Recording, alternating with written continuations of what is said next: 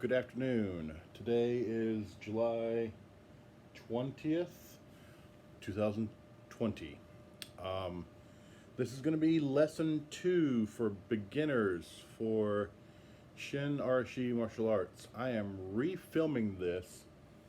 I filmed this Saturday night and I was not happy with the results. So I'm going to be a little bit more succinct, I hope, in this video.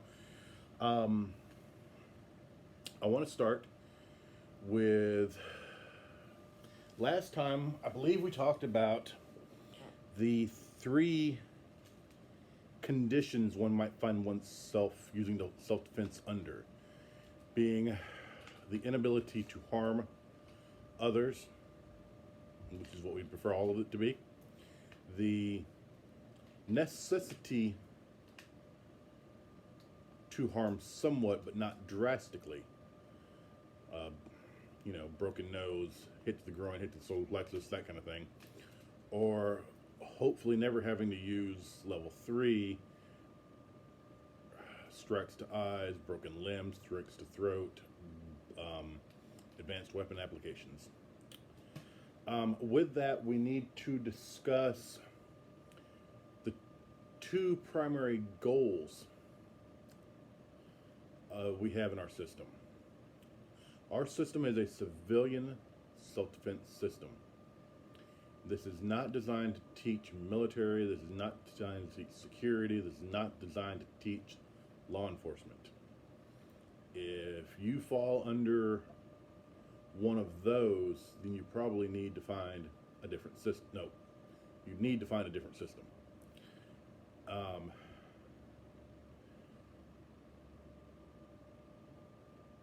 The parameters of military is going to have to be up to whatever military that is.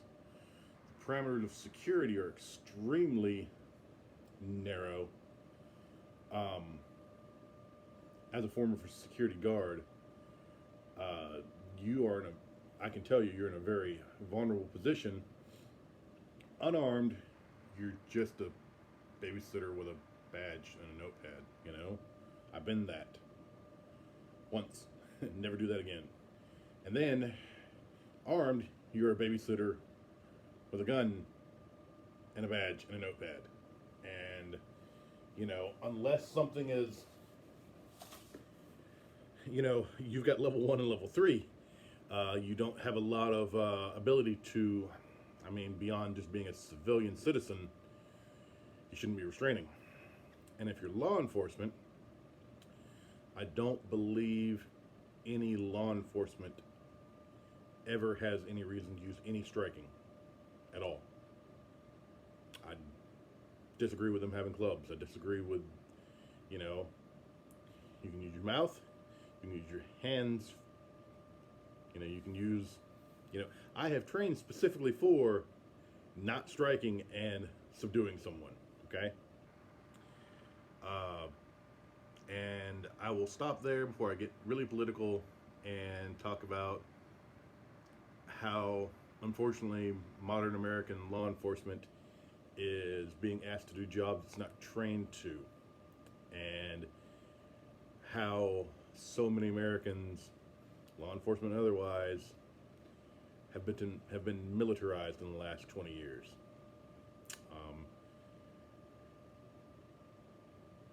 Anyways, so not going to get political. Stop there. So if you are law enforcement, military, or security, go somewhere else.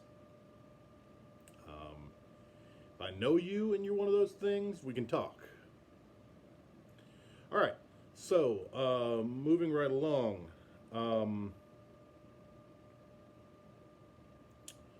So today we're going to be dealing with lesson 2. Lesson 2 will... Oh, two outcomes of the fight.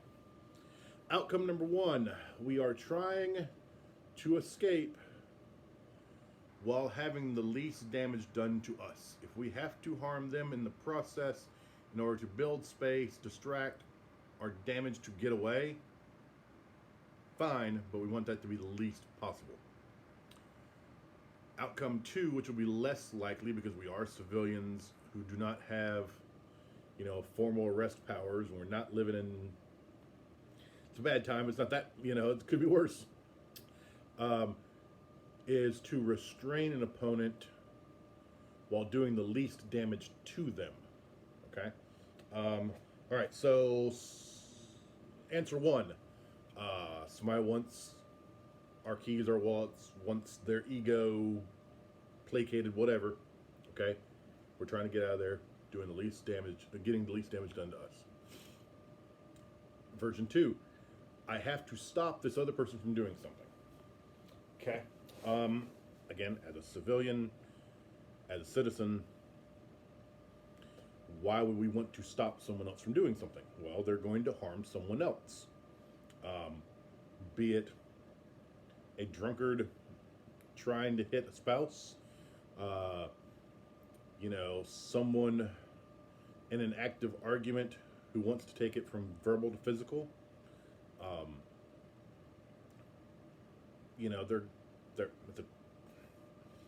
it's a cartoon terrorist wants to set off a bomb. Okay, we have to stop them from moving. Okay, because we are in this setting that we are in right now, I can't teach you much of that. That takes hands-on. You have to feel it, and I don't have anybody right here right now to demonstrate on even. So we will be wholeheartedly working on the first section now. We'll be learning the first talu or first kata, the first form in this system today. Forms exist as miniature textbooks, okay? They will show you technique. There's a graph, there's a chart, and then you have to pull out what's useful. Today we will be going through 16 punches. Is the name of this form, and we'll talk about what they're for. A big part of 16 punches, and not just, is the vertical punch and variations thereof, including how to close the gap, change range. Closing the gap means getting closer to an opponent. All right, if our goal is to get the hell away, then why do we want to get closer? Occasionally, in trying to get away, you have to get closer to do damage. There's only so much time we can say, no, stop, I don't want to fight you. Okay? Once the swinging is started, space can be broken away, and it's not enough space to get away. Okay? So there will be times to get closer. This is overemphasized in sports martial arts because it's a duel. All right? I'll have to note to go over the types of combat like that, duel and battle and all that kind of stuff later. A sport combat is based on dueling. Dueling is, I agree to these rules, you agree to these rules, we start from safe distance, we agree on what the weapons are, on what the tactic,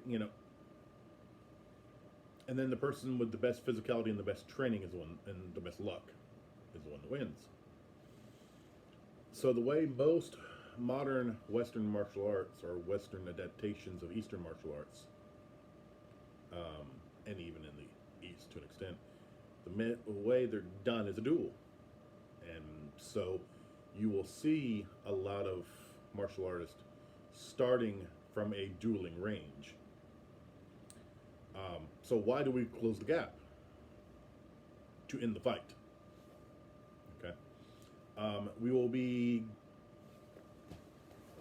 in this form, we will be using the forward stance, the drag step we talked about last time, the walking step we talked about last time, and a third physical motion called the shift. I have my right leg forward, my left leg back. I'm going to shift turn to my open side, okay? When I say my open side, I mean towards the rear hand, okay? Because there's more room over here, okay? And I'm going to just turn on the balls, heels, or ball and heel. This way. Okay, this time, I turned on the balls of my feet. Part of the reason I turned on the balls of my feet is the mats I'm up. Once you learn this turn, Later on, we'll talk about what a thousand things it's for. Well, maybe like seven. You have to practice this turn on every surface you think you'd be on. Carpet at home, linoleum at home. You got hardwood floors, try it on that. Concrete, asphalt, dirt, grass, different types of grass, different heights of grass.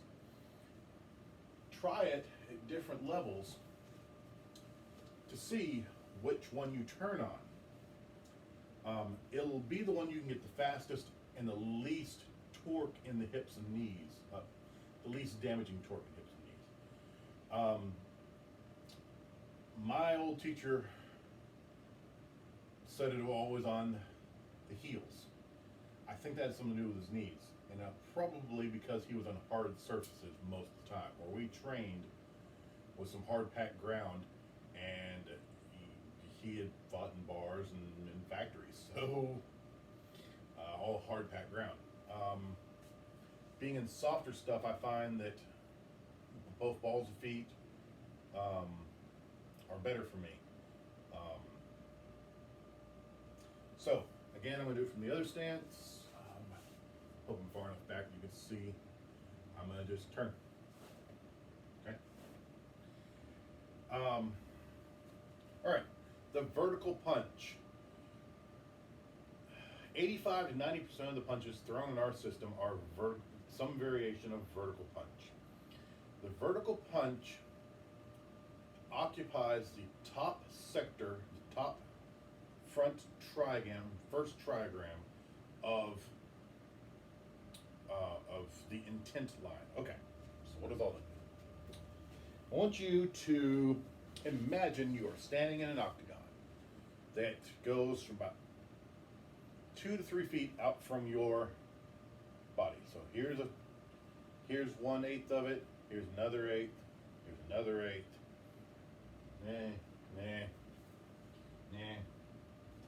Behind me, this corner, this corner, this corner. So, box, and then the corners. All right. So, one of the things we have adapted from Wing Chun is a desire, or at least from Shadow Dragon Wing Chun from Edwin Skinner and Tony Ragasa Fong, and Tony Ragasa Fong's grandfather, whose name I will never know, even though I've looked, is the desire to put everything in the top front trigram. Okay, we're looking at 3 heights. From sternum up is top, from sternum to just below the hips is middle, and then from hips down is the bottom. Okay, most of the stuff we will deal with, we want to force into this area. Okay, because humans are most effective doing stuff with our arms here. Okay. Later on in 5 Elements, Nehanchi and Bilji, you learn some about the other angles. If you have done the Helbo Complex 2, you've learned a little bit about this and this trigram and this trigram, okay? The side and back. Nehanchi does a lot with the sides and the corners. Bilji does a lot with the corners. The back corners are very difficult to deal with. That's why we try to put everything here. All right. The vertical punch rules that zone, that area right here. I'm facing this guy, and I put my fist here. All right, I'm moving straight from my guard position into the punch. And my punch creates a wedge that deflects most punches coming down the central pike. And if it's not coming down the central pike, it is very easy to go from vertical punch to a proper block in this zone. Okay? The vertical punch uses these bottom 3 knuckles, aligning the force into the radius, the big long forearm bone, the stronger of the two, and uses, depending on the angle of your attack, a lot of the shoulder girdle and posterior energy chain. You can push all the way from your rear foot, okay, my calf, my hamstring, my glutes, my low back, into my my upper back, shoulders, triceps, forearm. Okay? I want to put the correct amount of power here. I do not want to put so much power that I'm swinging from the fences for every hit.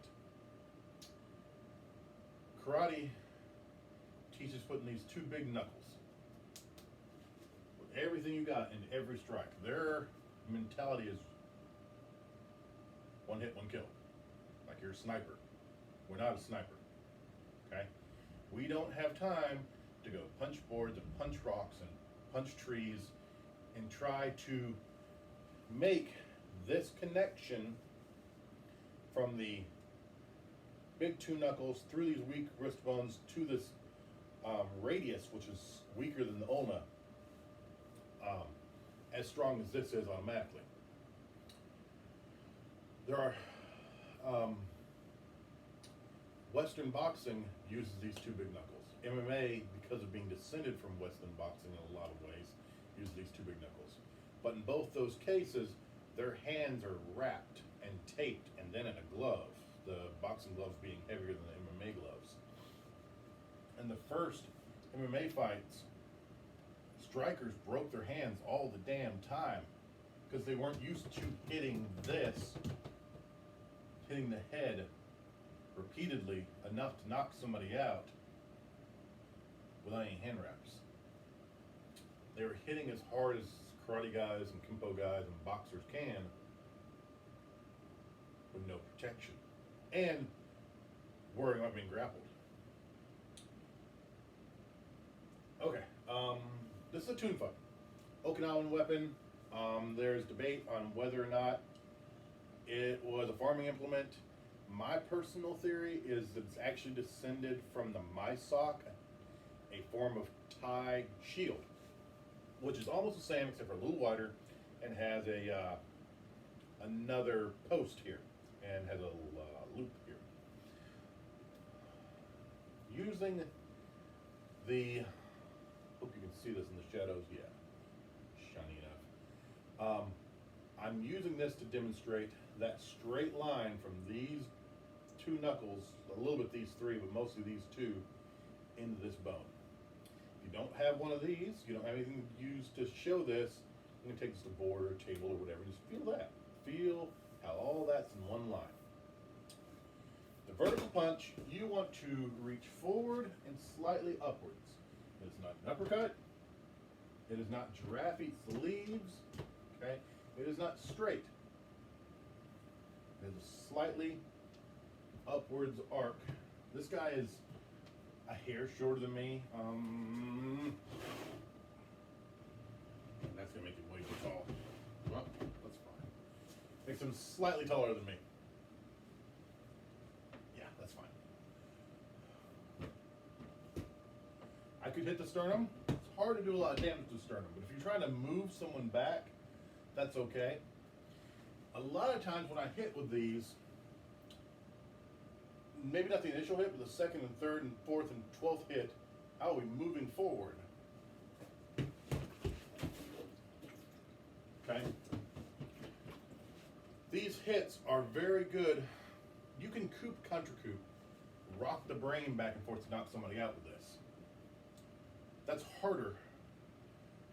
When you go to do that, I would probably turn from a punch to an elbow or a palm heel or a hammer fist or something that we'll go over later. But the primary use of this is to railroad somebody. Okay? We put them in a position they can't block, or they're cowering, or they're turning, and you just hit until they don't want to be hit anymore, or they fall over because of lack of balance, or they fall in a hole, or they're just cowering. Okay? Any one of those reasons, okay, they're covered up, trying not to get hit. That's when you throw a big shot. Who cares if it knocks them out? If it knocks them down, If it knocks them off balance, that's time to escape. Okay. The kata. I'm going to do the kata all the way through first. Let me move this camera back some.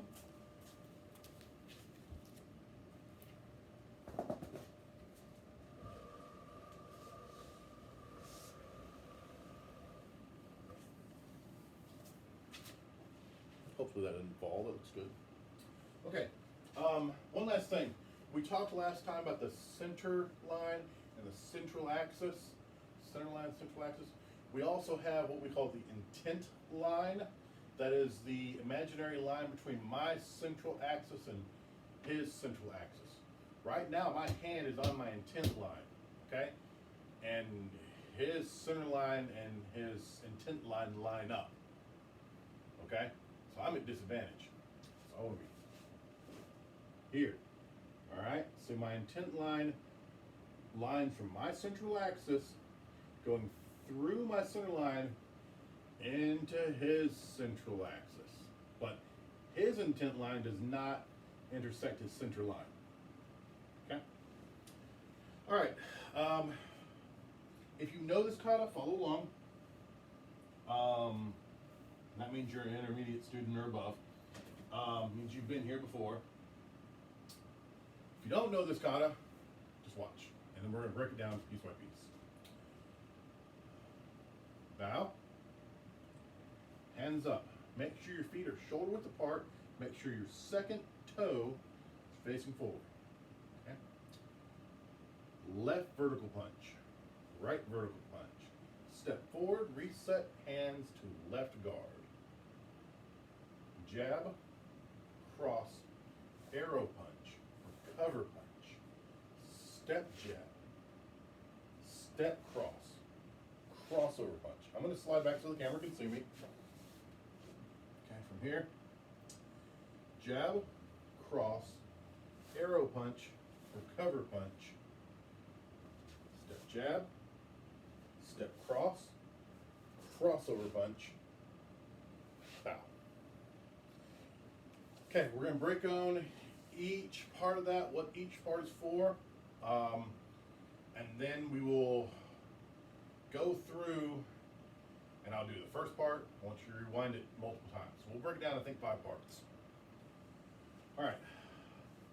Vertical punch. We just talked about that. It's straightforward. Whenever I throw the vertical punch, if the other hand is not actively blocking, grabbing, whatever, it comes back to Wu Sao. I'm going to punch here. Imagine his face is here just for now. Okay. Okay. A lot of people find themselves in forward stance because they have more mobility with it, or they've just taken a step or whatever. Eventually, neutral stance and forward stance should almost not matter. Okay?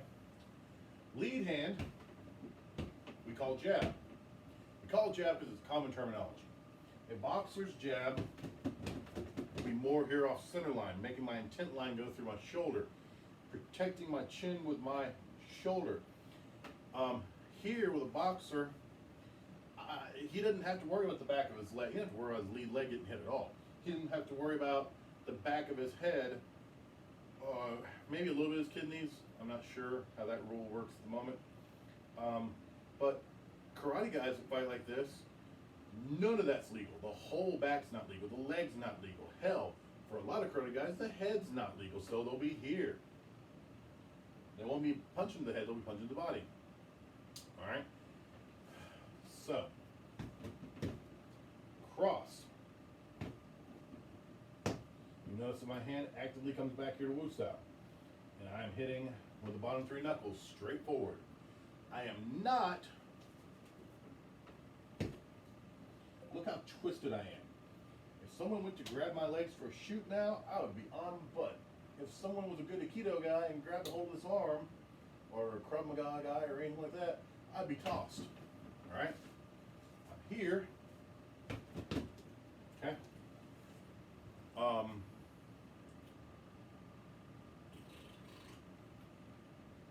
Boxers put 80% speed and 80% power.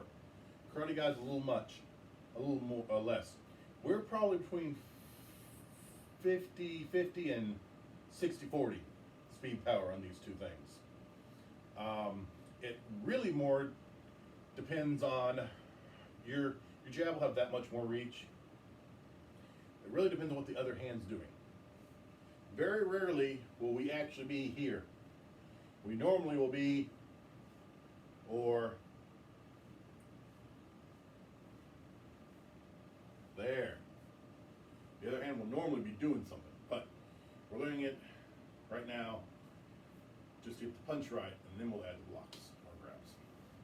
All right, so we got vertical punch from neutral. Vertical punch from forward becomes jab and cross, okay?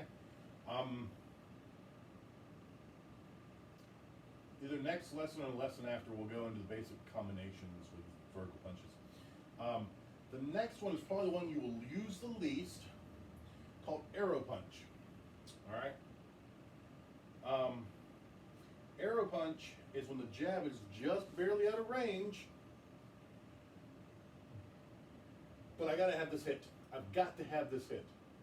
This hit will allow the next 12 hits.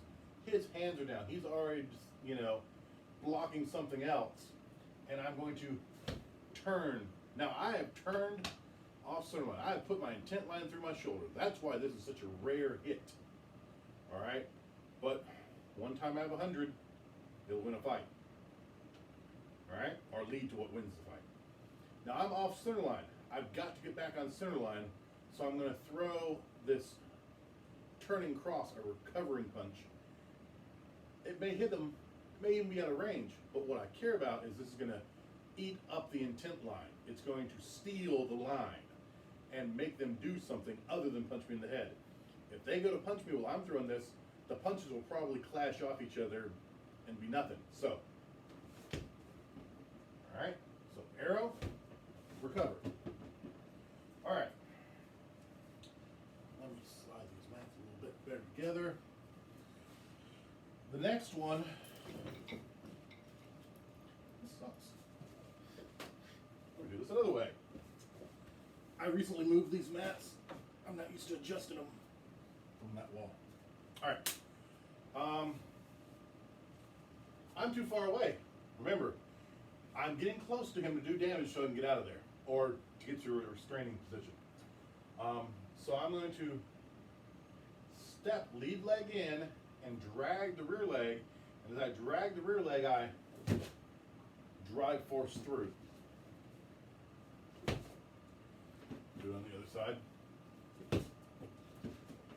Notice this stays here, and I try not to leave this back leg back and let it turn out. Okay, that's drag jab. Now we're going to do drag cross. If I'm doing drag jab, that means that my rear hand, my wusao, probably is doing an active block. He's throwing the punch here. He's throwing the punch here. Okay. Drag cross means my asking hand is now the blocker. Okay, just show that without the block. Again, I am carrying the weight of my hips into the punch. All right, and lastly is crossover punch. So from here, that's perfectly fine, okay? You will learn the measure of how far one step is for you. He is out of my range, okay? This is one step for me. That's probably 2 feet, 2.5 feet. But if I'm here, now I am 3.5 feet. A walking step won't do it. I need a, drab step won't do it. A walking step will. Now, if I have to make a walking step longer, it drags at the end. From here, my rear foot barely moves. If I have to make it longer, I'll drag it. And then the other hand, again, actually does something. Or at least stays here on the line. Okay. How do you know which one of those to use? Jab, cross, arrow punch, drag, jab, drag, cross, crossover. Okay? There's a thing in archery called instinctive shooting. Instinctive shooting says that the technique of instinctive shooting takes a known size target, starts with 2 inches, and sets it. We're going to use this guy as my target for the moment. He is approximately 5 feet away. Yeah. So this G right here is my 2-inch target. Okay. Every time I do this, the first 500 shots, I don't even care what I hit as long as I hit broadly in that area. I am making sure that I keep my stance correct every time. I keep my arrow, my knock point the same every time, and my alignment the same every time.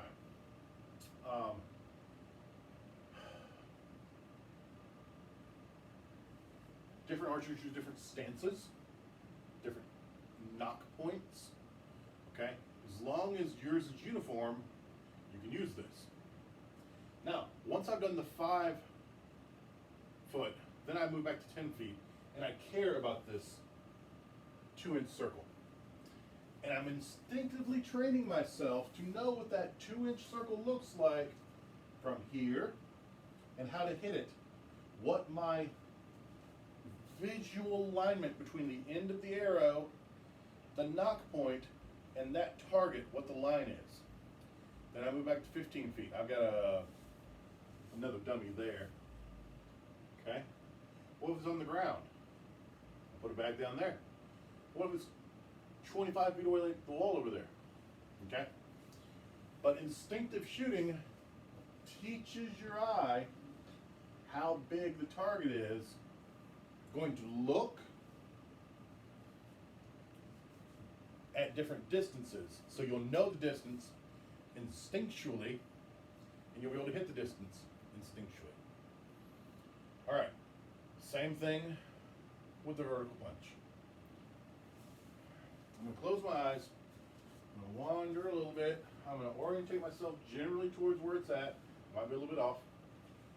I'm going to hit the thing, not looking at the floor so I don't know how far away. I need a walking step. Just because I've done it so many times, what's best for this is having a partner hold a pad and do it from different distances once you understand the punch, but you gotta understand the punch first. Do the punch, and you can do this lightly. Didn't have to have power at first.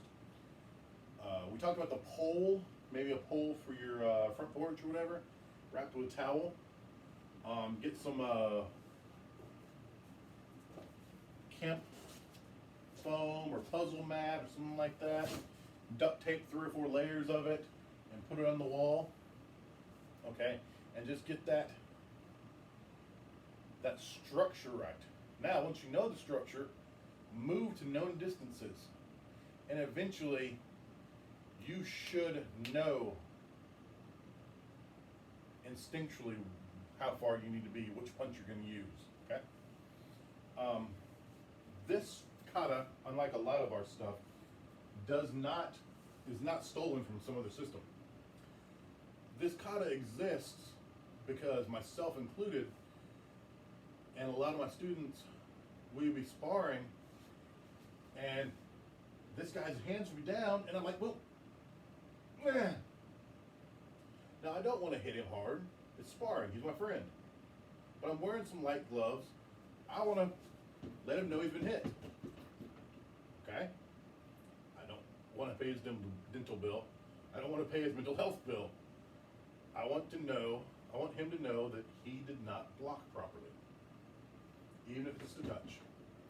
A touch that goes in enough that would do damage to us still using force. So anyways, we would end up here. It's like, I would have had you. No, you didn't. Your punch stopped. So this was really to teach, get that extra inch. Get that extra inch, 5 inches. to get your hit. All right, how much time am I taking up so far? Okay, good. Okay, so we're gonna do each part of this. I think I messed up when I was first showing this. You should have 3 X blocks at the beginning. The 3 X blocks are to, and I don't want to refilm this, so just forgive me.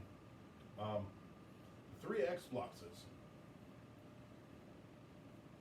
let you see where that front triagram is, and within the front triagram, where your intent line / center line should be. All right, we're bowing in this way. This means to open the way. I'm ready to learn. A lot of our katas have a stance preparatory thing here. Just get your feet right. Shoulder width. Second toes forward. All right, so again, boom. X block, X block, X block. Ready hands. Left hand asking hand, right hand guarding hand. Men sao, wu sao. All right. Left vertical punch, right vertical punch. Step left leg forward, not inwards, forwards, hands ready. Stop the tape, rewatch that section 5 times. Do that 5 times. Welcome back. Section 2, or including section 2. Feet together, bow to step out. X, X, X. Ready hands. Vertical punch, step forward, jab, cross, arrow, recover. And that's section 2. Stop the video, go back, do this 5 times. Welcome back. Section 3, or into 3 sections. Feet together, bow, step out. High X, low X, high X, block. The left vertical, right vertical. Step forward, reset hands, make sure your feet are right. Jab, cross, arrow, recover. Step jab, step cross, crossover punch. They should all be head height. Stop the tape. Go back 10 times. Come back. Welcome back. This is our 4th time. Feet together. Step out. Block, block, block, guard. Left, right. Step forward, left foot. Jab, cross, arrow. Look, I'm still looking forward, and this other hand guard my face. Recover. Step jab. Step cross. Crossover. If you have plenty of runway, keep going forward. I'm going to pause and go back. All right? Guess what? We're doing the exact same thing on the other side. Jab, cross, arrow, recover, step. We'll stop there. So after we step back, we're doing the exact same thing on the other side. Jab, cross, arrow, recover. All right. So we did 1, 2, 3, 4. Okay. Welcome back. This should be your 5th time going through. You should have watched each of these 5 to 10 times. Here we go again. Remember, halfway through, I'm going to back up. Okay, let's do it this way. Boom.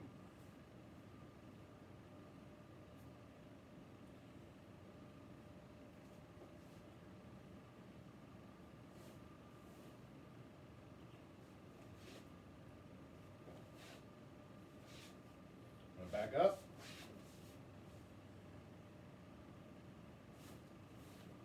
Okay, and here's your new data.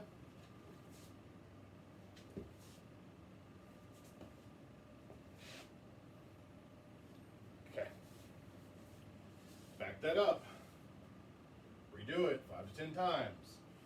If I mess up somehow, I'll probably rewatch this. I'll make a note of it. If you see me mess up and you're one of the intermediate or advanced students, put a note down there so everybody sees. Now, this is all you should worry about right now, because this has half of your beginning footwork. Okay. So you should be through this kata multiple times before you do this again. There are advanced applications of this kata. Any straight thrusting attack you want to do, you can do with this kata. Step out. Back up. Step out. Bow. X block, X block, X block. All right. Vertical spears. Horizontal spears. Palm heels. Horizontal punches. Okay?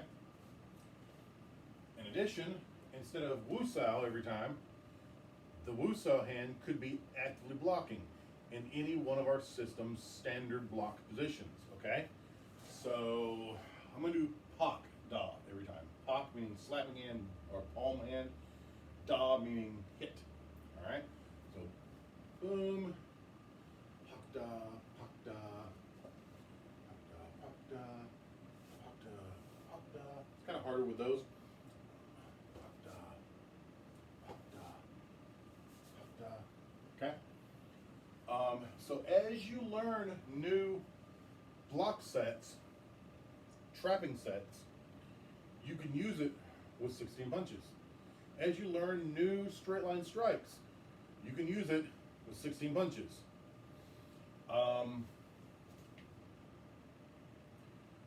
Feel free to leave comments, complaints, questions.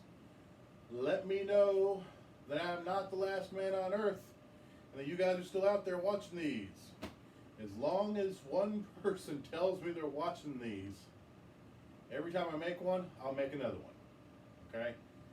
This doesn't cost you anything except for time and attention and whatever you're playing for internet.